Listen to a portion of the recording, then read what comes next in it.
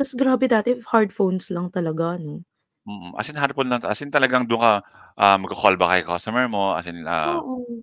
pipindutin mo yung phone, and then dial ka 1, 2, 3, 2, 3, 4, 5 gano'n siya, die. Pero naka-headset na? Naka-headset na, bakla Ah, naman dahil okey. naka-headset. Well, you have options actually. You can use headphones, or you can use Phone itself? oo, the Talaga?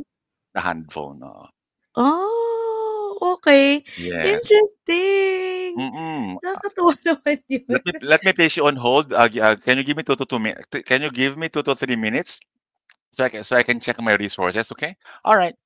Press the hold button sa phone, hold, gano'n. Yun ang maganda.